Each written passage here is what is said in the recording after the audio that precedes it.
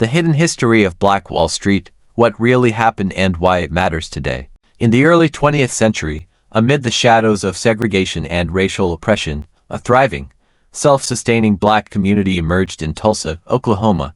It was known as Greenwood, but many called it Black Wall Street, a place where African Americans built businesses, generated wealth, and defied the odds stacked against them. However, this success story would take a tragic turn in 1921, when an enraged white mob unleashed a wave of destruction, burning the district to the ground and leaving thousands of black residents displaced or dead. But what really happened? Why did a prosperous black community become the target of such devastating violence? And why does this history matter today? To understand Black Wall Street, we have to go back to the very beginning, to the foundation of Greenwood, its rise to economic power, the events leading to the massacre, and the lasting effects on generations of African Americans. The rise of Black Wall Street. How Greenwood became a symbol of black excellence. After the Civil War, African Americans searched for opportunities to escape racism and segregation in the Deep South. The Oklahoma Territory, which was not yet a state, became a beacon of hope. It was seen as a place where black people could start fresh, own land, and build prosperous communities. One of these communities was Greenwood, established in the early 1900s by black entrepreneurs, landowners, and visionaries, including O.W. Gurley, a wealthy black businessman who saw the potential to create a thriving black economy. Gurley and other pioneers purchased land, built businesses, and encouraged black families to settle in the district. What made Greenwood unique was its self-sufficiency. At a time when segregation laws prevented black Americans from participating in mainstream economic systems, they created their own.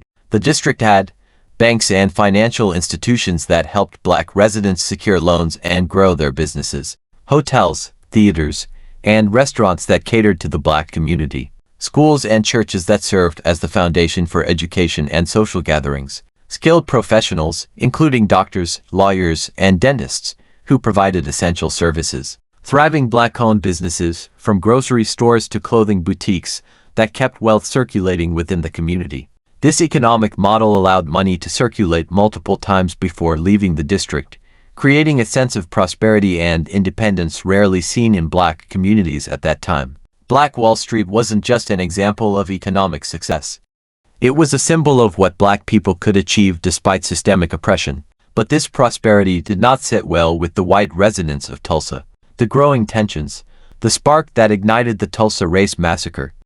The early 1900s were a time of deep racial resentment in the United States. White supremacy was not just a belief, it was enforced by law, violence, and social norms. In many parts of the country, successful black communities were seen as threats, challenging the racist notion that black people could not be self-sufficient. In Tulsa, this resentment grew alongside Greenwood's prosperity. Many white residents could not accept that a black district was thriving while many white citizens struggled financially. The local press often fueled these tensions by portraying Greenwood as an arrogant and defiant community that needed to be put in its place. On May 30, 1921, a 19-year-old black shoe shiner named Dick Rowland entered an elevator operated by Sarah Page, a young white woman.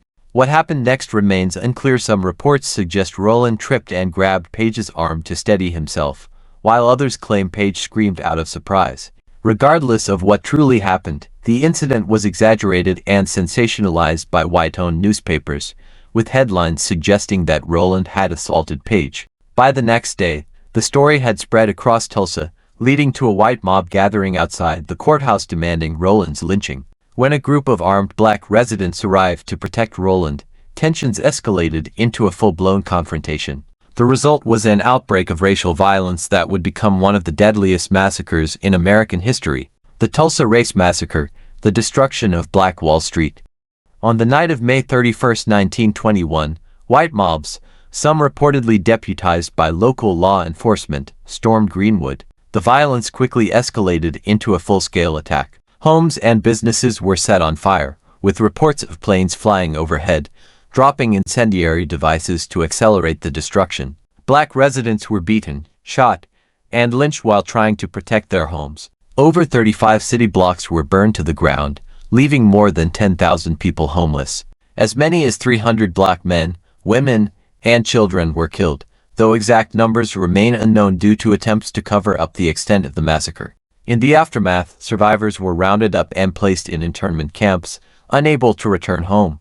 Many never received financial compensation, as insurance companies refused to cover damages caused by riots. Despite losing everything, some survivors attempted to rebuild, but city officials made it nearly impossible by passing new building codes and laws that prevented many from reclaiming their land.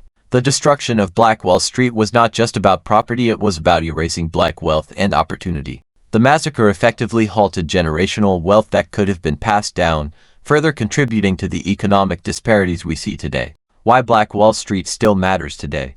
For decades, the Tulsa Race Massacre was erased from history books, with survivors silenced and records buried. However, in recent years, more Americans have begun to recognize and discuss this tragedy. So why does it matter today? It exposes the impact of racial violence on Black wealth. The destruction of Greenwood wasn't just about physical damage. It was an attack on Black financial independence.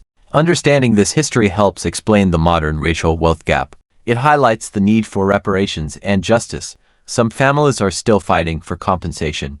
Recognizing this injustice is crucial for making meaningful policy changes. It shows the power of Black resilience and excellence. Despite everything, Black communities continue to rebuild and thrive. The legacy of Black Wall Street lives on in today's Black entrepreneurs and business leaders, honoring Black Wall Street and moving forward. The story of Black Wall Street is one of both triumph and tragedy. It serves as a powerful reminder of what Black communities can achieve when given the opportunity to thrive and how those achievements have historically been met with resistance and violence. By continuing to educate ourselves and future generations about the Tulsa Race Massacre, we ensure that the victims and survivors are never forgotten. More importantly, we honor their legacy by fighting for economic justice, policy changes, and opportunities for Black prosperity today. The resilience of Greenwood's people reminds us that Black success cannot be erased. It only strengthens our commitment to building a better future. Black Wall Street was more than a place, it was a symbol of possibility. While it was physically destroyed, its spirit lives on in Black innovation, excellence, and determination. If you believe this history needs to be heard, like, share, and subscribe for more content on Black culture, history, and empowerment. Let's continue the conversation and build the future that Black Wall Street always represented.